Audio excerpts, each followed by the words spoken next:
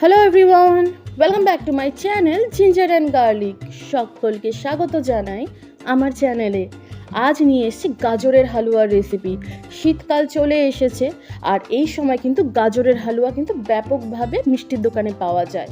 তাহলে মিষ্টির দোকান থেকে কিনে খাওয়ার কী দরকার, যদি বাড়িতেই বানিয়ে নেওয়া যায়। তো তার জন্য আমি গাজর কুচিয়ে নিয়েছি আর এখানে আমি নিয়েছি 2 চামচের মতো ঘি। আমি ঘি ব্যবহার করছি কারণ ঘিয়ের গন্ধটা খুবই সুন্দর।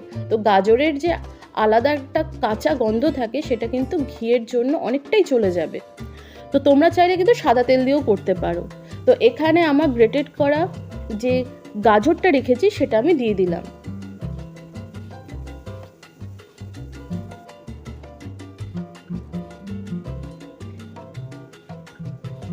দিয়ে দিলাম সামান্য নুন।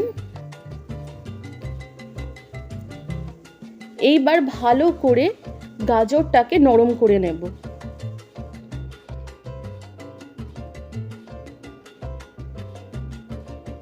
একটু ঢেকে দিলে গাজরটা খুব তাড়াতাড়ি নরম হয়ে যায়, তো তার জন্য ঢেকে দেওয়া। ঢেকে ঢেকে কোনো কিছু করলে খুব তাড়াতাড়ি নরম হয় আর আমাদের কিন্তু অনেকটাই সেভ হয়। এই মুহূর্তে আমি দিয়ে দিলাম 1 কাপ পরিমাণ দুধ, যেটা আমি জাল করে রেখেছিলাম।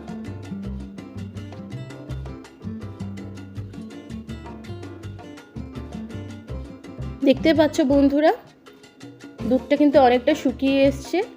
আর গাজরগুলো তো এমনিতেই যখন আমি ভেজেছিলাম ঘি দিয়ে তখন তো নরম হয়ে গিয়েছিল, এখন কিন্তু আরও নরম হয়ে এসছে।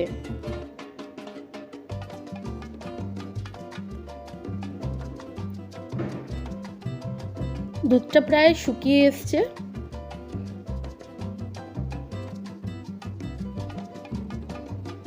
এই মুহূর্তে আমি দিয়ে দেব 2 চামচের মতো চিনি। আমি কিন্তু চিনি একটা বেশি ব্যবহার করব না, কারণ গাজরের মধ্যে এমনি একটি মিষ্টি ভাব থাকে। আমি 2 চামচের মতো চিনি ব্যবহার করছি। পরবর্তীতে আমি কিন্তু কনডেন্সড মিল্ক দেব, তো তার জন্য চিনিটা কম ব্যবহার করা। মিষ্টির দোকানে সাধারণত প্রচুর পরিমাণে চিনি দেওয়া হয় যাতে গাজরের হালুয়াটা অনেক দিন ধরে সংরক্ষিত থাকে আর দুধের পরিমাণটা একটু কম থাকে। তো তার জন্যই তাদের চিনি বেশি দেওয়া বা গাজরের হালুয়া প্রচুর পরিমাণে মিষ্টি হওয়া। আমি যেহেতু বাড়িতে বানাচ্ছি তাই আমি চিনি কম দিয়ে আমি কনডেন্সড মিল্কটা দিয়ে দিয়েছি। প্রায় আমি 75 ml এর মতো কনডেন্সড মিল্কটা দিয়েছি। এবার ভালো করে ফুটিয়ে নেব।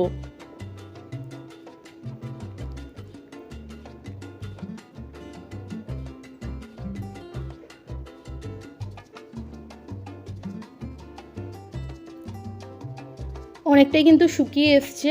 এই মুহূর্তে আমি দিয়ে দিলাম কাজু আর কিশমিশ, আর দিয়ে দিলাম এলাচের গুঁড়ো।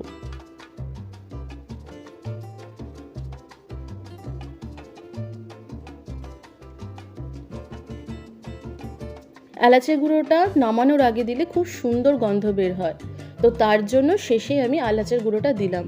গাজরের হালুয়া কিন্তু প্রায় হয়ে এসছে, খুব তাড়াতাড়ি হয়ে যায় এই গাজরের হালুয়া। এখন নামিয়ে নিয়ে পরিবেশন করছি। দেখতেই পাচ্ছ বন্ধুরা, কোনো রকম গাজরের হালুয়াতে জল কাটেনি।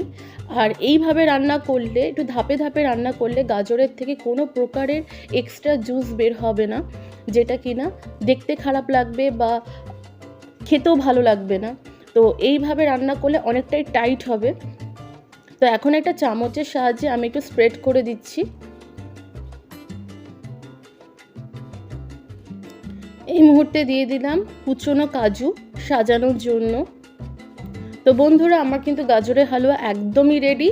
তো কেমন লাগলো, যদি ভালো লেগে থাকে তাহলে বলবো প্লিজ একটা লাইক, একটা শেয়ার, একটা কমেন্ট আর একটা সাবস্ক্রাইব করে দিতে। আর যদি খুবই ভালো লেগে থাকে তাহলে বলবো বেল বাটনে ক্লিক করে দিতে, যাতে সমস্ত ভিডিওগুলো সময় মতো চলে যায়। আর পুরনো বন্ধুদের বলবো একটা লাইক দিয়ে দেখতে।